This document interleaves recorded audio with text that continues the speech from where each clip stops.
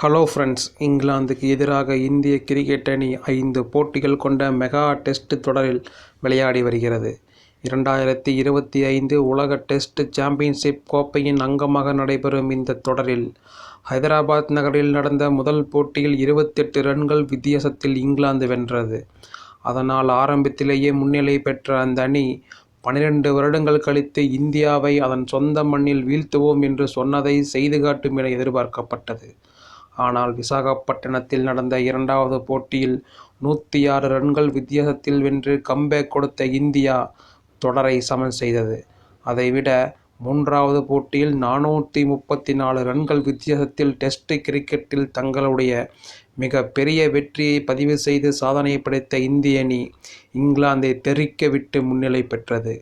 அந்த நிலையில் ராஞ்சியில் நடைபெற்ற 4வது போட்டியின் முதல் இன்னிங்ஸில் 353 ரன்கள் எடுத்த இங்கிலாந்தை விட 307 ரன்கள் மட்டுமே எடுத்த இந்தியா முதல் 2 நாட்கள் தடுமாறியது. ஆனால் 3வது நாளில் இங்கிலாந்தை 145 ரன்களுக்கு சுருட்டிய இந்தியா பின்னர் 192 ரன்கள் இலக்கை வெற்றிகரமாக சேசிங் செய்து 5 விக்கெட் வித்தியாசத்தில் வென்றது.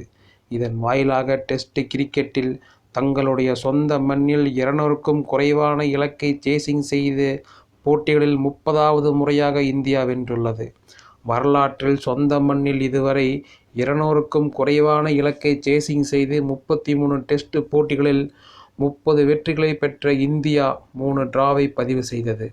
ஒரு முறை கூட தோல்வியை சந்தித்ததில்லை.